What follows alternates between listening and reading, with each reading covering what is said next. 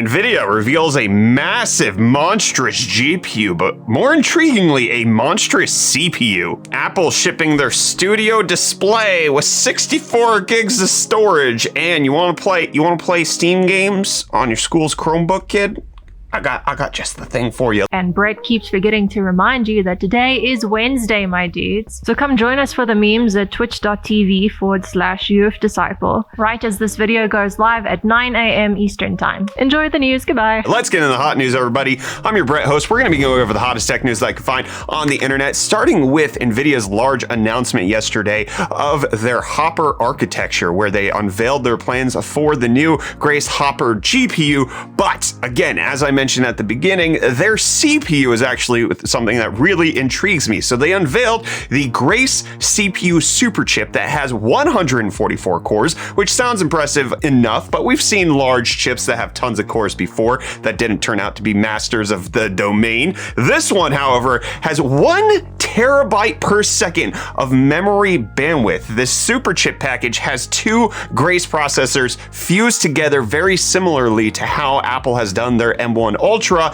and this is giving you more total bandwidth because it's 1 terabyte per second, whereas the memory bandwidth on M1 Ultra is 800 gigabytes. So this one is rather insane, and it also uses Nvidia's NVLink C2C cache coherent interconnect, which can deliver 900 gigabytes per second of memory bandwidth, which is 7 times the amount of the PCI Express 5.0 setup, which, need I remind you, there's very few devices that are on PCI Express 5.0 right now. But also it's being reported that the CPU is supposed to consume 500 watts of power. So the Grace CPU super chip is looking to ship sometime in the first half of 2023, but this is not something that's going to end up in the consumers, but it does show what Nvidia kind of had envisioned with their acquisition of ARM, trying to create an actual CPU powerhouse, and they can do it just fine without acquiring ARM. So, I mean, we still get the super chip, and we don't also have to deal with a gigantic monopoly that would make it so that Apple can't actually make their chips anymore. So that's, I'm happy for, we got the best of both worlds. But let's talk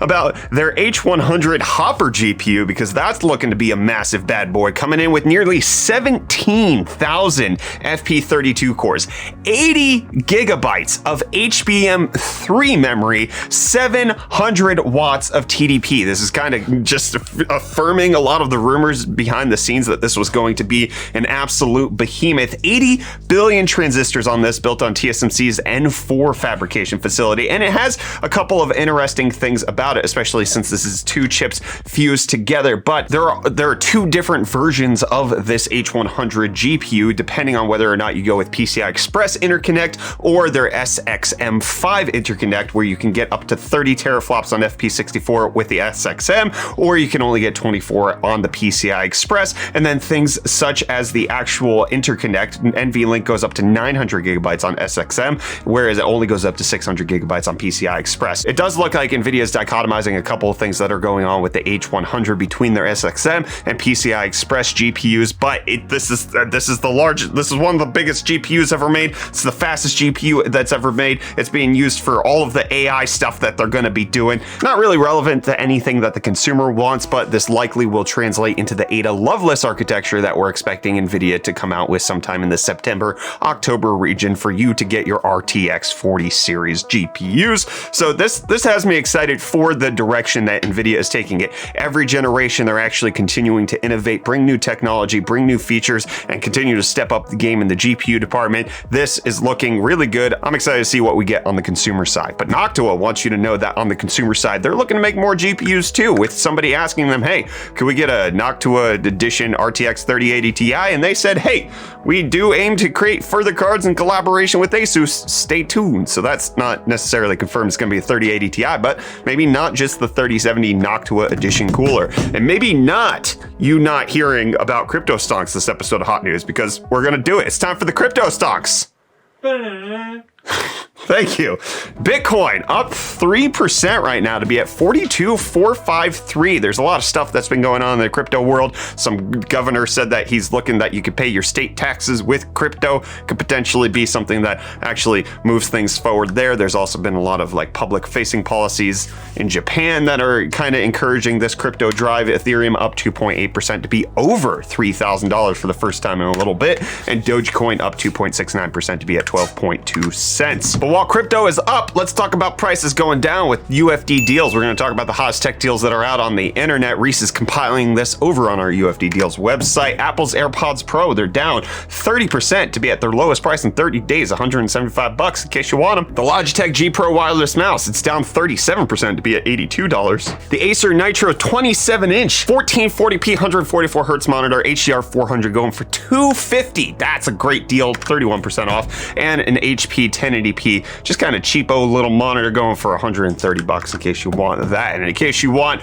more Metaverse stuff, Qualcomm's got you sorted. They're launching a $100 million Snapdragon Metaverse fund where they're going to deliver groundbreaking platform technology and experience that will enable both the consumer and the enterprise to build and engage in the metaverse and allow the physical and digital worlds to be connected. Qualcomm is the ticket to the metaverse. Also announcing they have a mixed reality partnership coming up with Squeenix, where they're going to actually work with Squeenix on developing state-of-the-art storytelling and gaming and all of that kind of stuff that makes it fun and good. You want the metaverse, my friends. It's not just the internet on your face. It's for some reason something different, okay?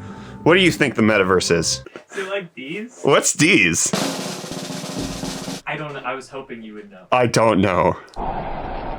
Disappointed! Tesla wants you to know that they have the cars that they're shipping from Germany. They've rolled off their first Model Ys from their Germany factory, which is actually a huge deal. Finally getting some new Teslas rolling off of a European production facility. 30 of them got delivered yesterday, with them saying that they're excited to move forward with actually having a production plant on that side of the planet, and they aim to have between 5,000 to 10,000 vehicles per week being produced at this facility by the end of 2022. And Apple hopes to produce, I hope Apple produces, honestly, some reasoning for why the Apple Studio display is the way it is. They have the A13 chip in it, I believe, which is the same as the iPhone 11, which is like, why does it have that? But then it was just discovered it has 64 gigabytes of storage. Kyler, this is a display. It's not an iMac. It has an iPhone 11 processor and 64 gigs of storage. In a display? In the studio display. Can you reason? I don't know. Nobody knows. It's just there. What do we do? Apple, what are you doing? And I know what I'm gonna be doing. I'm gonna be re-downloading OBS through Steam, because it's now available on Steam, which means it can be auto-updated. You don't have to deal with OBS's like weird update stuff that's going on or try to select it through that. You can manage it through Steam in case you care about that. OBS available through Steam, and Steam available on Chrome OS. Yeah, we got that switcheroo. Maybe you could get OBS on Chrome OS. I actually don't know if that's possible, because Steam on Chrome OS is actually a really limited thing right now. Google announcing this at their Gamers Developer Summit keynote, and then they kind of just were like, hey, it's kind of technically available right now. It's only supported on 7 different Chromebooks right now that have to have more than an i3 processor. It's only in alpha right now, and it only supports a few games. Obviously, all of Valve's games like Portal 2, Dota 2, TF2, all of that kind of stuff, but they're going to be potentially making this better as time goes on, and this is neat. I like seeing this. We actually ordered a Chromebook so that we could test this out over on UFD Tech, so get subscribed for that, and subscribe your brain to this channel, okay? You don't have to physically subscribe because YouTube doesn't care if you're subscribed or not. Just watch the videos and keep me in your brain for the rest of your life. And I'll see you tomorrow for breakfast, my friends. Chips.